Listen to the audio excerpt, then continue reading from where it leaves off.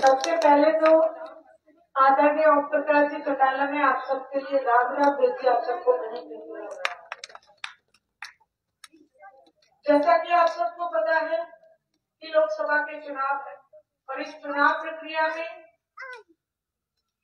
सभी पार्टियां अपने अपने कैंडिडेट को अपने बीच में भेजने का काम करेंगे। सभी कैंडिडेट आएंगे और अपनी अपनी बात रखेंगे। निर्णय आपका है, क्योंकि लोकतंत्र की सबसे बड़ी ताकत वोट की ताकत आप लोगों के पास है। मैं तो सिर्फ आपसे प्रार्थना करने आई हूँ। मेरी आपसे प्रार्थना है इस ताकत को आप ऐसी पार्टी के साथ जोड़े जो आपके वोट का सम्मान करे। ऐसे नेताओं को वोट ना दे जो आपसे वोट लेके दिल्ली के दरबार में गुलामी करे। यहाँ मैं स्पष्ट रूप से आपको एक ही बात कहना चाहती हूँ। मुझसे पूर्व सरपंच साहब ने भी आपको बहुत सारी बातें बताई। 13 महीने का आंदोलन हम सबने किया। किसान और कमेरा वर्ग बॉर्डर पे बैठा था। 13 महीने में ये जो नेता है इनके चेहरे आपके सामने स्पष्ट होते हैं। पिछले चुनाव में हरियाणा प्रदेश की जनता ने इंडियन नेशनल लोकदल को केवल एक सीट दी। जिस समय किसान और कमेरे वर्ग का आंदोलन था, इतिहास में पहली बार जनता ने नेताओं से कुर्सी की डिमांड की। जो जनता हर बार कुर्सी देती है, पहली बार जनता ने कुर्सी की डिमांड की। सभी नेताओं को साफ सूझ गया 4216 एमएलए एमपी है, उनमें से पूरे हिंदुस्तान में एक इस्तीफा हुआ, वो भी इंडियन नेशनल लोकदल पार्टी की एक ही सीट थी। उस एक सीट से भी अभय सिंह जी चौटाला ने इस्तीफा दिया। आप खुद सोचो कि आपको भूख हो, जोर से लगी हो और थाली थाली में एक ही रोटी हो, उस एक रोटी को भी अगर किसी ने छोड़ने का काम किया तो वो आदरणीय अभय सिंह जी चौटाला। ये जो नेता आज आपके बीच में आ रहे हैं, बीजेपी और जेजेपी को तो लोग घुसने नहीं दे रहे। वहीं कांग्रेस के नेता बड़ी बड़ी बातें कर रहे हैं कि हमने किसान का साथ दिया, हम काले कानूनों के खिलाफ हैं। आज ये कहीं ना कहीं झूठी अफवाह भी फैला रहे थे कि किसान तो हमारे साथ आ गए, किसानों ने समर्थन दे दिया, जबकि 2 दिन पहले किसानों को सामने आना पड़ा। जरूरी जैसे नेताओं को सामने आके ये बताना पड़ा स्पष्ट रूप से कि हम कांग्रेस के साथ नहीं है, अभय सिंह चौटाला के साथ है। राकेश टिकैत जी को भी अपना बयान जारी करना पड़ा कि जिसने किसानी के पक्ष में इस्तीफा दिया था हम उसी के साथ हैं। आज ये जो भ्रम फैलाया जा रहा है, ये नेता दोगले चेहरे रखते हैं। दोगले चेहरे मैंने इसलिए कहा क्योंकि जो 13 महीने आपने आंदोलन लड़ा, 13 महीने तक आंदोलन लड़ा, 750 किसान शहीद हुए। ये कानून लागू तो भारतीय जनता पार्टी ने किए थे, लेकिन इन कानूनों की पटकथा लिखने वाली कांग्रेस है।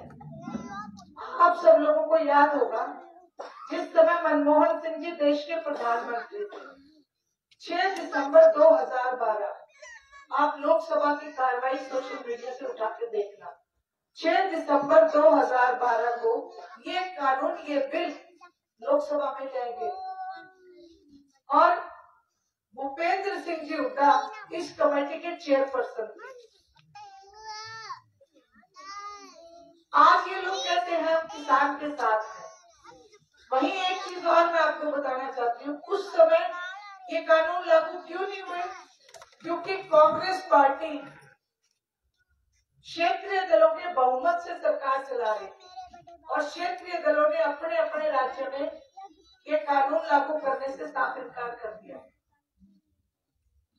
उस समय हम बच गए 2012 में। भारतीय जनता पार्टी के शातिर नेताओं को ये बात समझ आ गई कि अगर क्षेत्रीय दल रहे तो आप मनमानी नहीं कर सकते। पूरे हिंदुस्तान में क्षेत्रीय दलों को तोड़ने की भारतीय जनता पार्टी ने एक मुहिम चलाई और हर राज्य के क्षेत्रीय दल को तोड़ा गया, कमजोर किया गया। हरियाणा प्रदेश भी उसका शिकार हुआ। हरियाणा प्रदेश में भी सबसे मजबूत दल हरियाणा ही नहीं बल्कि हिंदुस्तान का सबसे मजबूत दल है Indian National Lokdal. Indian National Lokdal में भी सेंध मारी हुई कुछ नेता इंडियन नेशनल लोकदल को तोड़ के जेजेपी पार्टी बनाते हुए दिखे, जहां आदरणीय चौधरी देवीलाल जी की पीठ में खंजर घोंपा, वहीं हरियाणा प्रदेश के लोगों की भावना के साथ में खिलवाड़ किया। कहते तो ये थे कि जमुना पार छोड़ेंगे, लेकिन जमुना पार छोड़ते छोड़ते खुद ही उनके साथ मिल गई। एक बहुत बड़ा धोखा था जिसका सामना पूरे हरियाणा प्रदेश ने किया। ये बातें मैं आपको इसलिए कह रही हूँ कि आज फिर से ये नेता आपके बीच में आएंगे, फिर से आपके बीच में बातें करेंगे। मेरी तो आपसे प्रार्थना है, आदरणीय अभय सिंह जी चौटाला के हाथ मजबूत करना। अभय सिंह जी चौटाला वो नेता है, जैसे कि सतपाल जी बता रहे थे, कि दबंगता से आपकी लड़ाई लड़ते हैं, बड़े विमुख होके, प्रखर होके विधानसभा में लोगों की बात, लोगों के मुद्दे उठाते हैं, किसान के, कमेरे के, व्यापारी के, सरपंचों के, हर एक मुद्दा उन्होंने उठाने का काम किया, वहां के घोटालों को उजागर करने का काम किया। मेरी आपसे प्रार्थना है, ऐसे नेता बार बार नहीं आते। अगर आपने अभय सिंह जी चौटाला को कमजोर किया तो हरियाणा प्रदेश कमजोर हो जाएगा। इसलिए कहते हैं ना, मुकदमा जीतने के लिए वकील मजबूत होना बहुत जरूरी है। अगर वकील कच्चा होगा तो हम मुकदमा हार जाएंगे। हरियाणा प्रदेश में हरियाणा की जनता के लिए अभय सिंह जी चौटाला से बड़ा वकील कोई नहीं हो सकता। ये मैं आपको लिख के देती हूँ। ये बाकी सारे अपने अपने आकाओं की गुलामी करते हैं। आपकी लड़ाई आपका क्षेत्रीय दल लड़ सकता है। मैं ज्यादा बड़ी बातें तो नहीं करूंगी, लेकिन आपको इस बात का विश्वास दिलाती हूँ कि जिस तरीके से अभय सिंह जी चौटाला ने आपकी लड़ाई विधानसभा में लड़ी है, उसी दबंगता से देश की सबसे बड़ी पंचायत में आप सबकी लड़ाई लड़ने का काम करूंगी। आपको नहीं चाहिए। आज मुझसे कई पत्रकारों ने सवाल किया कि आप एमपी बनने के बाद कौन से दल में जाओगे, इंडिया में जाओगे कि एनडीए में जाओगे।